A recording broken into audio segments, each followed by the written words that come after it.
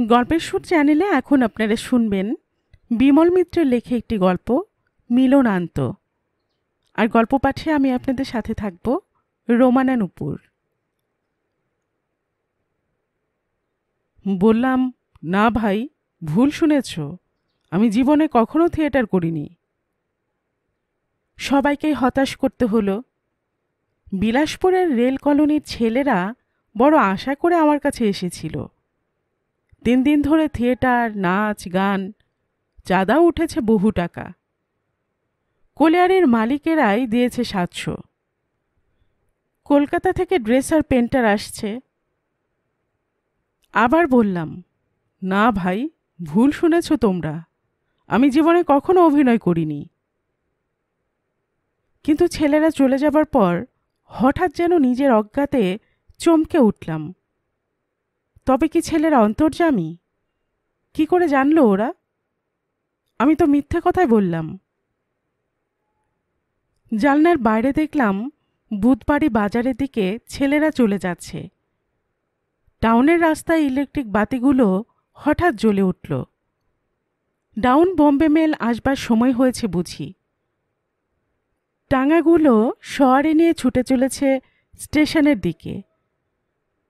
নিজের প্রায় অন্ধকার ঘরটার মধ্যে বসে কেমন যেন বিভ্রান্ত হয়ে গেলাম। ওদের কাছে আমি মিথ্যে কথাই তো বলেছি। সত্যিই তো অভিনয় করেছি আমি। ছোট এক অঙ্কে সমাপ্ত একখানা নাটক। স্টেজ নেই, দৃশ্যপট নেই, ড্রেসার, পেন্টার, রিহার্সাল কিছুই নেই। তবু তো সেদিন অভিনয় করতে আমার বাধেনি। ছেলেদের ডাকা হলো না। সেইখানে বসেই যেন মল্লিক মশাইকে স্পষ্ট দেখতে পেলাম চোখের সামনে। মল্লিক মশাই বললেন, কেমন জামাই দেখলে মুকুন্দ? বললাম, খাসা, চমৎকার। মল্লিক মশাই আবার বললেন, আমি জানতুম জয়ন্ত রাজি হবেই। এদিকে 400 টাকা মাইনে পায়, আর ওই তো বয়স, এরপর পরীক্ষাটা দিলে একেবারে অফিসার হয়ে যাবে। কিন্তু তুমি খেয়েছো তো? পেট ভরেছে? এবারও বললাম, হ্যাঁ। মাংসটা কেমন হয়েছিল? এবারও বললাম, ভালো। কিন্তু এবার আমি আসি মল্লিক মশাই, এরপর গেলে আর ট্রেন পাবো না হয়তো। কোনো রকমে মল্লিক মশাইয়ের হাত থেকে নিষ্কৃতি পেয়ে বাইরে আসতেই আদিনাথ ধরেছিল। বলল, আপনি খেয়ে যাবেন না? মনে আছে, আদিনাথের হাত দুটো ধরে বলেছিলাম, কিছু মনে করো না তুমি, কিন্তু খেতে আমাকে বলো না ভাই। অন্তত গরিবের বাড়িতে ডাল ভাত চচ্চড়ি যা জোটে। কিন্তু 20 বছর আগের এ ঘটনা এমন করে মাঝখান থেকে বললেই কি সব বোঝানো যায়? এখানে 500 মাইল দূরে বিলাসপুর রেল কলোনির বি টাইপ কোয়ার্টারে বসেও ঘনায়মান অন্ধকার অতিক্রম করে যেন শাঁখের আওয়াজ শুনতে পেলাম। 20 বছর আগের আওয়াজ এখানে পৌঁছতে কি এত সময় লাগে? তারপর তো কত দেশ, কত নদী, কত পাহাড় নিঃশব্দে পেরিয়ে এসেছি। কিন্তু সেদিনের সে ঘটনা এমন করে ভুলতেই বা পেরেছিলাম কি করে? তবে গোড়া থেকে বলি। হঠাৎ ভৈরবগঞ্জে এসে ট্রেনটা থেমে গেল। শুনলাম ট্রেন আর যাবে না, এখানেই রইল। কালও যেতে পারে, পরশুও যেতে পারে, কিংবা তার পরদিনও যেতে পারে। ইছামতের জল বেড়ে রেলের লাইন ডুবে গেছে। জল না নামলে কিছু বলা যায় না। যে যার মালপত্র নিয়ে নেমে পড়ল। ভৈরবগঞ্জ ছোট স্টেশন। না আছে ওয়েটিং রুম, না আছে ভালো রকমের প্ল্যাটফর্ম, না আছে একটা কুলি। টিমটিম করছে একফালি একটা স্টেশন ঘর। কাকর বিছানো প্ল্যাটফর্মের উপর রাত কাটানো যায় না। স্টেশন মাস্টার টেলিফোন নিয়েই ব্যস্ত, কথা বলবার সময় নেই তার।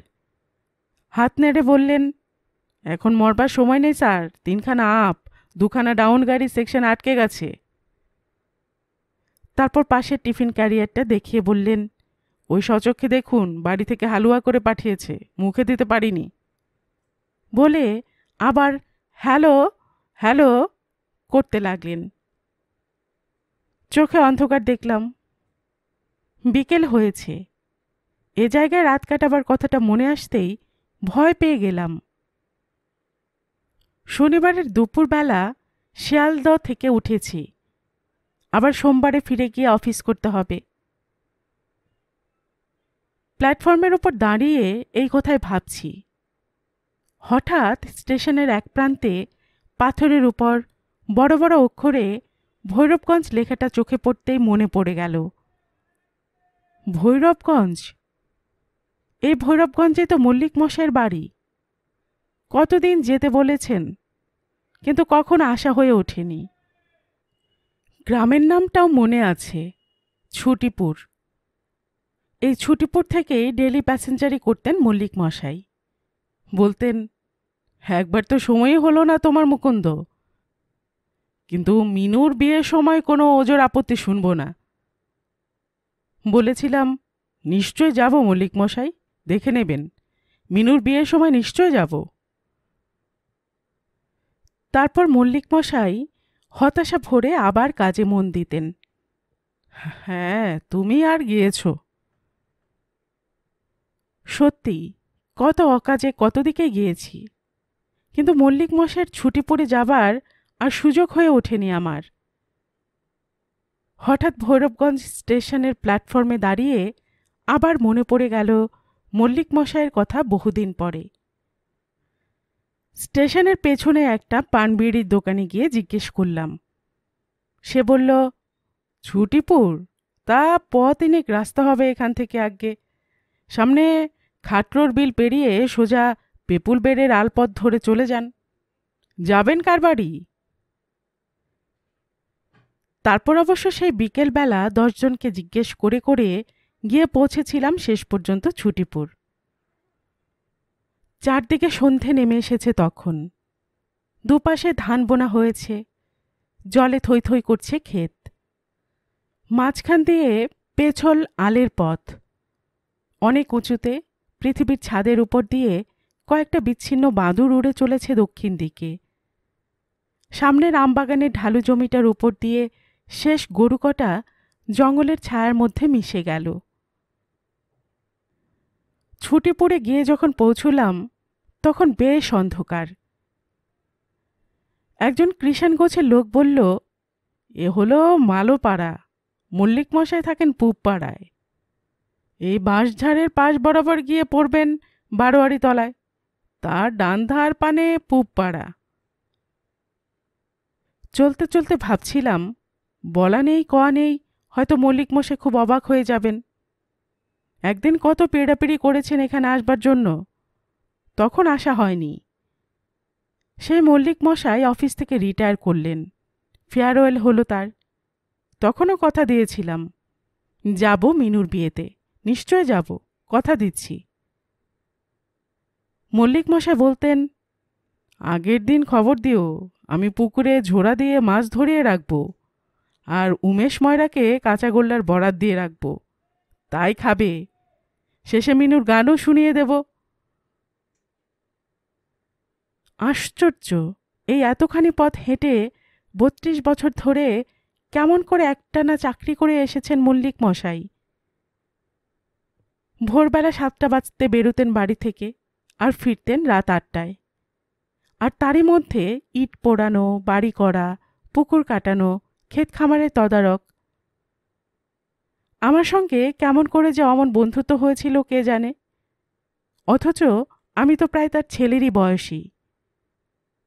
মনে আছে, প্রথম দিন আমাকে বলেছিলেন, এটা ক্যামেরা নাকি মুকুন্দ, তুমি নিজে ছবি তুলতে পারো?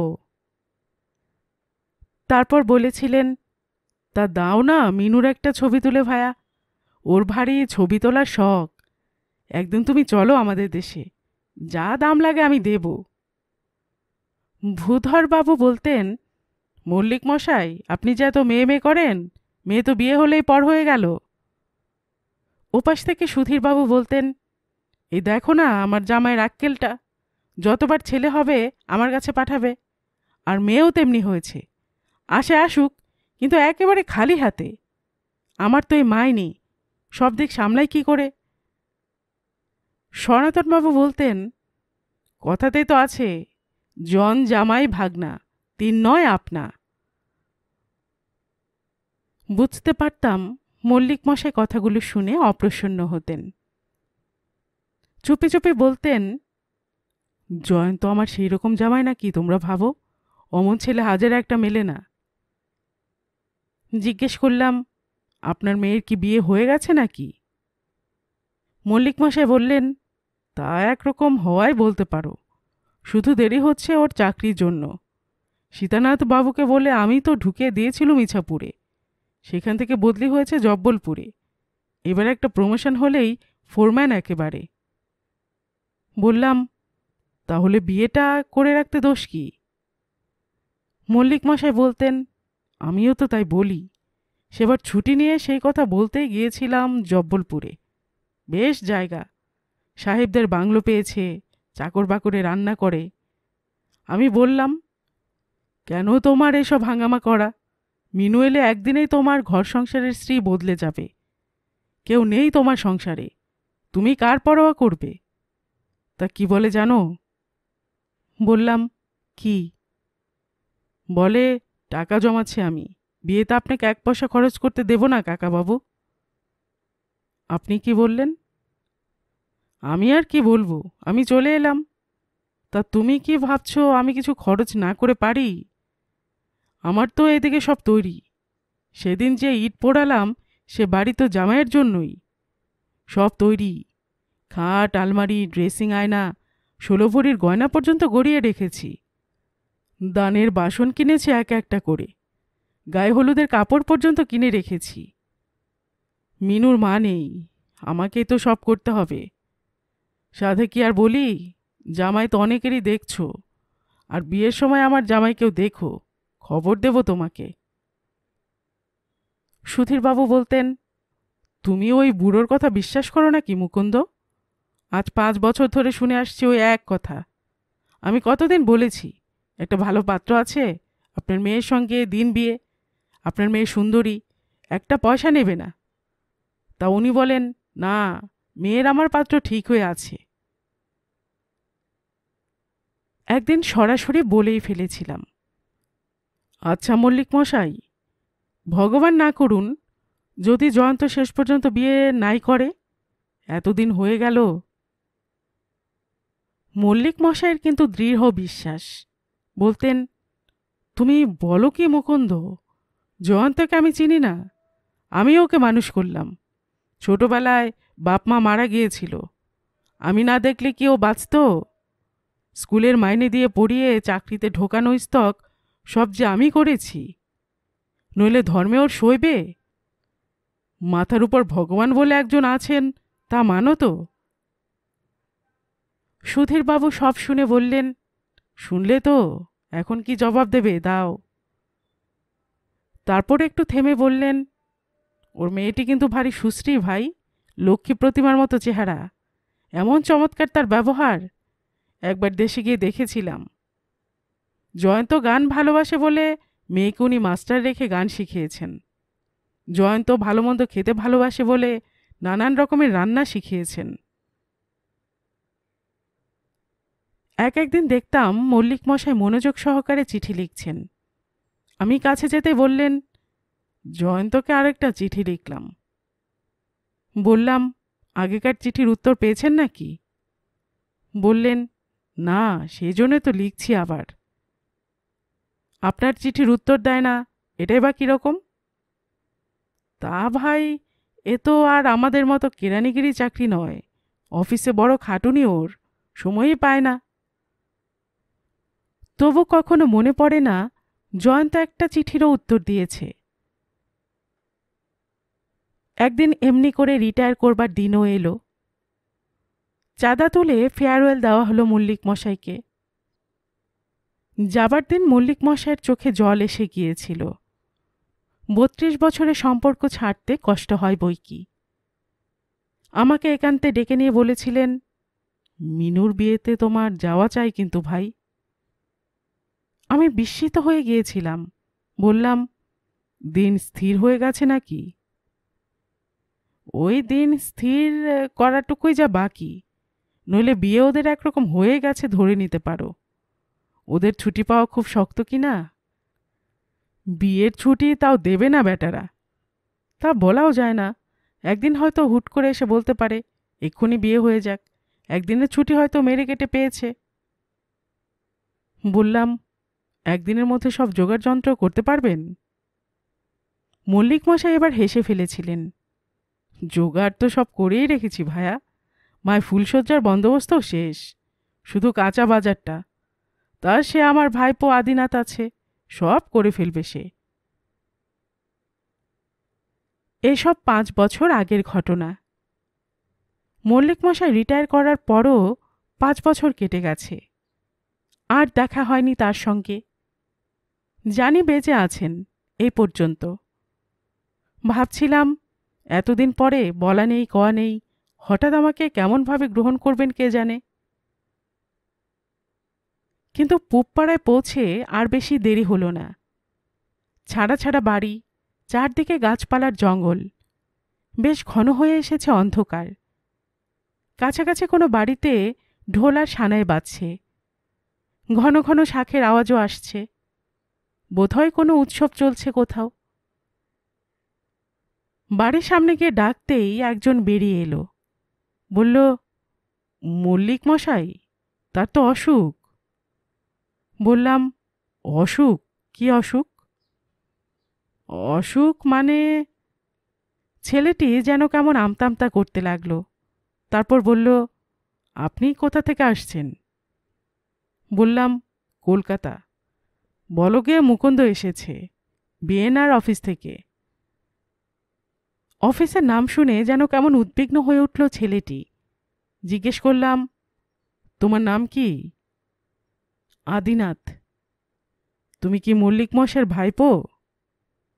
আদিনাথ আশ্চর্য হয়ে গেছে। বলল, জানলেন কি করে? বললাম, আমি জানি সব, কিন্তু মল্লিক মশাইয়ের সঙ্গে আমার দেখা করতেই হবে। কিন্তু আদিনাথ তবু যেন কেমন দ্বিধা করতে লাগলো। বলল, তিনি চোখে দেখতে পান না। সে কি? আমার তখন বিস্ময়ের আর অন্ত নেই। হ্যাঁ, আজ 4 বছর অন্ধ হয়ে গেছেন, শুধু চুপচাপ বসে থাকেন নিজের ঘরে। বললাম, তা হোক, আমাকে তিনি অনেকবার এখানে আসতে বলেছেন, একবার দেখা না করে যাব না।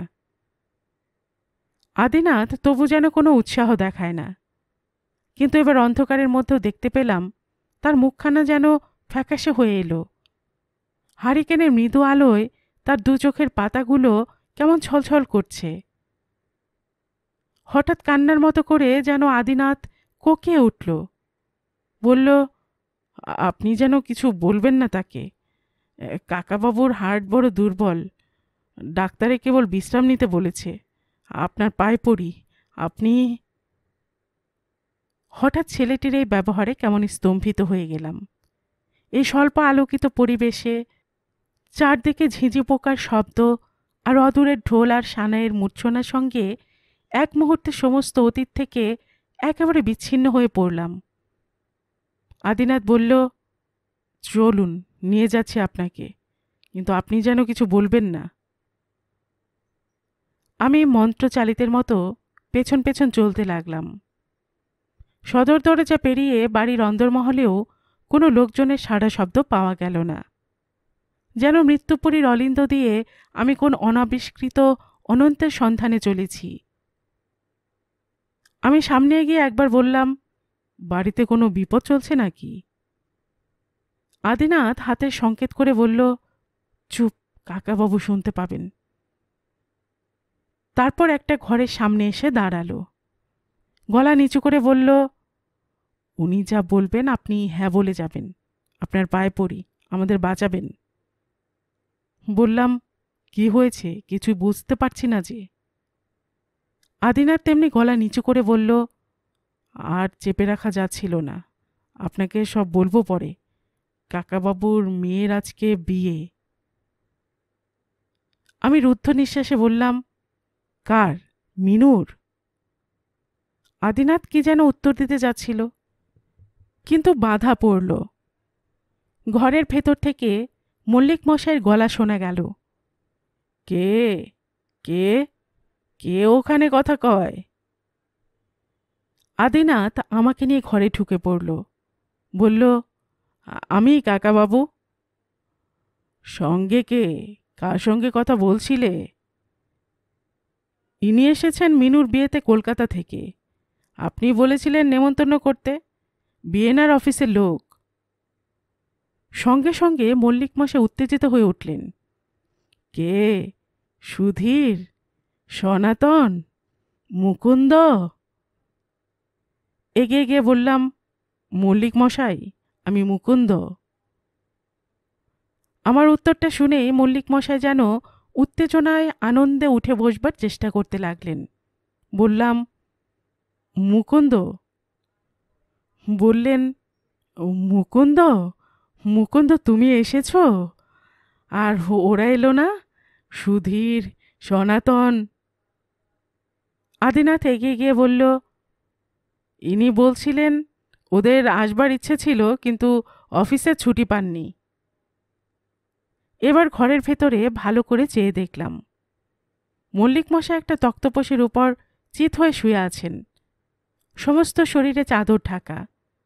মাথার পেছনে টেবিলের উপর একটা হারিকেন জ্বলছে, কয়েকটা ওষুধের শিশি, জলের গ্লাস। আমি কথা বলতে চেষ্টা করলাম, আপনার চোখ খারাপ হয়েছে জানতাম না তো। মল্লিক মশাই হাসলেন, বললেন, বয়স হয়েছে, যাবারও সময় হয়ে এলো মুকুন্দ, কিন্তু তার জন্য আমার দুঃখ নেই। আমার মিনুর বিয়েটা যে শেষ পর্যন্ত হলো, তাতেই আমার সব দুঃখ মিটে গেছে ভায়া। তারপর থেমে বললেন, তুমি যে এসেছো মুকুন্দ, আমি তাইতেই ভারী খুশি হয়েছি। চিঠি ঠিক সময় পেয়েছিলে? আদিনাথ আমার দিকে চাইল। আমি বললাম, হ্যাঁ, চিঠি ঠিক সময় পেয়েছিলাম। আমি আপনাকে কথা দিয়েছিলাম মিনুর বিয়েতে আসব। মল্লিক মশাই এবার বললেন, আদিনাথ, মুকুন্দকে তুমি ফার্স্ট ব্যাচেই খাইয়ে দেবে, ওর আবার ট্রেনের সময়। আমি কেন জানি না বলে ফেললাম, আমার খাওয়া হয়ে গেছে মল্লিক মশাই। মল্লিক মশাই যেন তৃপ্তি পেলেন, শুনে বললেন, ভালোই করেছ। মাংসটা কেমন খেলে? আর উমেশ ময়রার কাঁচাগোল্লা? বললাম, খাসা, চমৎকার। মল্লিক মশাই বললেন, আদিনাথ, তুমি নিজে খাবার সময় কাছে ছিলে তো? আদিনাথ টপ করে বলল, হ্যাঁ কাকাবাবু, আমি নিজে খাইয়েছি ওকে। মল্লিক মশাই আবার বললেন, বর দেখলে মুকুন্দ? জয়ন্তকে দেখলে? কেমন জামাই করেছি বলো? তখন তো সবাই তোমরা ঠাট্টা করতে, বলতে জয়ন্ত বিয়ে করবে না, কিন্তু মাথার উপর একজন ভগবান আছেন, এ কথা মানো তো? তোমরা আজকালকার ছেলে ভগবান টগবান মানো না, কিন্তু আমার অসীম বিশ্বাস ছিল ভাই, ছোটবেলা থেকে। তারপর একটু থেমে আবার বললেন, ওই যে যে বাড়িতে বসে তুমি খেলে, ওই বাড়িটাতেই বিয়ের ব্যবস্থা করলাম ভাই। ওটা দিয়ে যাব মেয়ে জামাইকে। আর এই বাড়িটি হচ্ছে আমার পৈতৃক। শরীরটা খারাপ বলে ওইসব হাঙ্গামার মধ্যে আমি আর গেলাম না। আমি আদিনাথকে বললাম, আমি নিরিবিলিতে এখানেই থাকব। তা আদিনাথ একাই সব করছে। বললাম, ভালোই করছেন। মল্লিক মশাই বললেন, দেখো ভাই, ভগবানের উপর অসীম বিশ্বাস ছিল বলে বরাবর আমি বিশ্বাস করতুম জয়ন্ত রাজি হবেই। এদিকে 400 টাকা মাইনে পায়, আর ওই তো বয়স, এবার ফোরম্যান হয়েছে, এরপর একটা পরীক্ষা দিলে একেবারে অফিসার হয়ে যাবে। তা জয়ন্তকে আমি কিছু খরচ করতে দেইনি। প্রভিডেন্ট ফান্ডে আমি 15,000 টাকা পেয়েছিলাম জানো তো, সেটা সব খরচ করলাম মিনুর বিয়েতে। তারপর আদিনাথকে লক্ষ্য করে বললেন, আদিনাথ, ওদিকে কোনো গোলমাল হচ্ছে না তো? সব দিকে নজর রাখবে, কেউ যেন না খেয়ে চলে যায় না, টাকার জন্য ভেবো না। আদিনাথ বলল, না, আপনি নিশ্চিন্ত থাকুন কাকাবাবু, আমি সব দেখছি। আমি আর স্থির থাকতে পারছিলাম না, বললাম, এবার আমি আসি মল্লিক মশাই, এরপর গেলে আর ট্রেন পাবো না হয়তো। মল্লিক মশাই বললেন, আচ্ছা এসো ভাই, খুব কষ্ট হলো তোমার। আদিনাথ, মুকুন্দর যাওয়ার বন্দোবস্ত করে দিও। সেই নিঃসঙ্গ ঘরের মধ্যে মল্লিক মশাইকে রেখে সোজা উঠে বাইরে এলাম। তারপর অন্ধকারে পা ফেলে ফেলে একেবারে সদর দরজার কাছে এসে পৌঁছলাম। আমার যেন নিঃশ্বাস রুদ্ধ হয়ে আসছিল। চেয়ে দেখি আদিনাথও হারিকেনটা নিয়ে সঙ্গে সঙ্গে এসে দাঁড়িয়েছে পেছনে। আদিনাথও যেন আমার মতো নির্বাক হয়ে গেছে। তার চোখে চোখ পড়তেই দেখলাম আদিনাথ কাঁদছে। মুখ দিয়ে যেন কিছু বলতে চেষ্টা করলাম, কিন্তু কথা বেরুল না। আদিনাথই মুখ খুলল, বলল, আপনি যেন কাউকে কিছু বলবেন না। এতক্ষণে রাস্তায় নেমে এসেছি। বাইরে অন্ধকার, চারদিকে বাঁশঝাড় আর জঙ্গল, কোনো দিকে কিছু স্পষ্ট দেখা গেল না, শুধু অদূরের ঢোল সানাইয়ের শব্দ ভেসে আসছে। দু একবার শাঁখও বেজে উঠছে। মনে হলো সানাইটা বিনিয়ে বিনিয়ে কেবল বুঝি বিসর্জনের সুরই বাজাচ্ছে। হঠাৎ মুখ ফেরালাম। আদিনাথও আমার দিকে চেয়ে থমকে দাঁড়ালো, বলল, আপনি খেয়ে যাবেন না? মনে আছে, আদিনাথের হাত দুটো চেপে ধরেছিলাম, বলেছিলাম, কিছু মনে করো না তুমি, কিন্তু এরপর খেতে আমাকে তুমি বলো না ভাই। অন্তত গরিবের বাড়িতে ডাল ভাত চচ্চড়ি যা জোটে। সেদিন অভুক্ত অবস্থাতেই চলে এসেছিলাম, মনে আছে। বারোয়ারি তলা পর্যন্ত আদিনাথ আমাকে এগিয়ে দিতে এসেছিল, আমাকে স্টেশন পর্যন্ত এগিয়ে দিতে আসছিল, কিন্তু আমি বারণ করেছিলাম। বললাম, তোমাকে আর আসতে হবে না ভাই, তুমি মল্লিক মশাইকে গিয়ে দেখো। আদিনাথ বলেছিল, কিন্তু কাকাবাবু জানতে পারলে রাগ করবেন। কিন্তু জানাবে কেন তাকে? এ কথার উত্তরে আদিনাথ কোনো জবাব দেয়নি। আমার দিকে চেয়ে কেমন যেন কোনো নতুন প্রশ্নের অপেক্ষা করছিল। আমি আর কৌতূহল দমন করতে পারলাম না।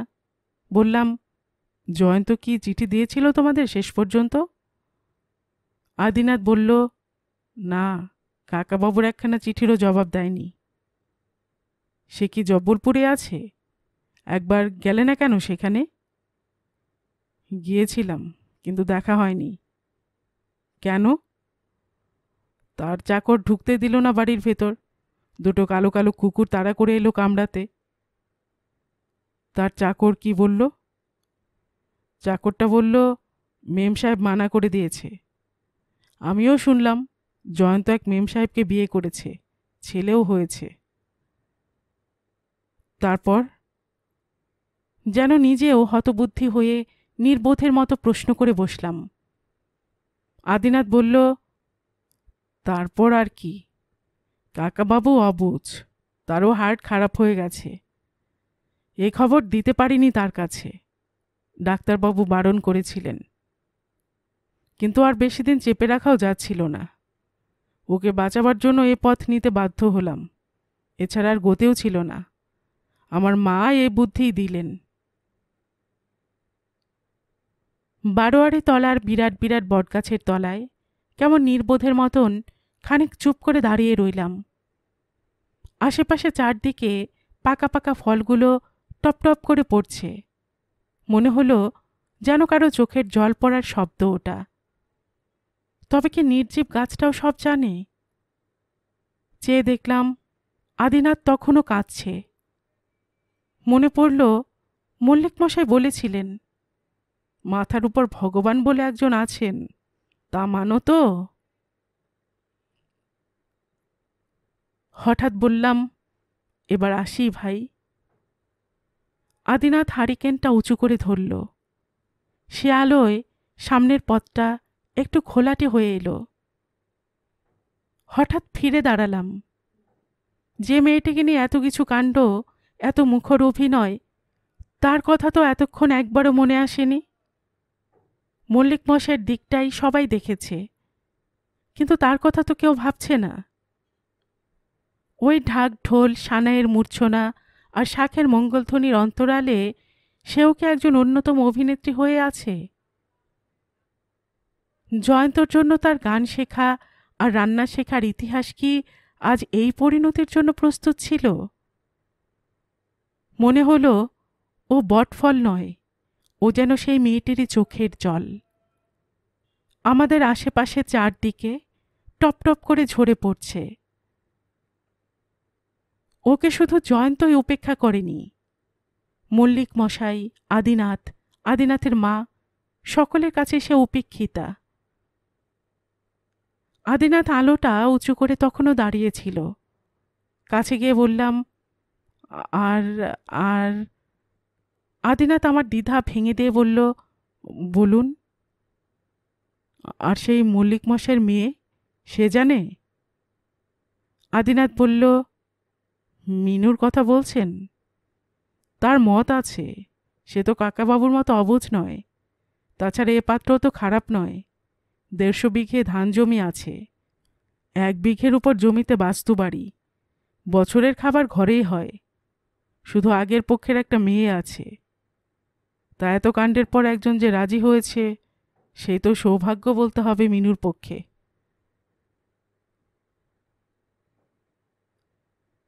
গল্পের সুর চ্যানেলে এতক্ষণ আপনারা শুনছিলেন বিমল মিত্রের লেখে একটি গল্প, মিলনান্ত।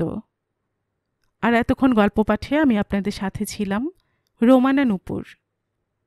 আপনারা যারা গল্পের সুর চ্যানেলের গল্প নতুন শুনছেন, আপনাদের সুবিধার্থে একটি বিনীত অনুরোধ, যদি আপনারা আরও এমন গল্প শুনতে চান, তবে নিচের সাবস্ক্রাইব বাটনে একটি ক্লিক করে রাখুন ও একটি লাইক করে রাখুন।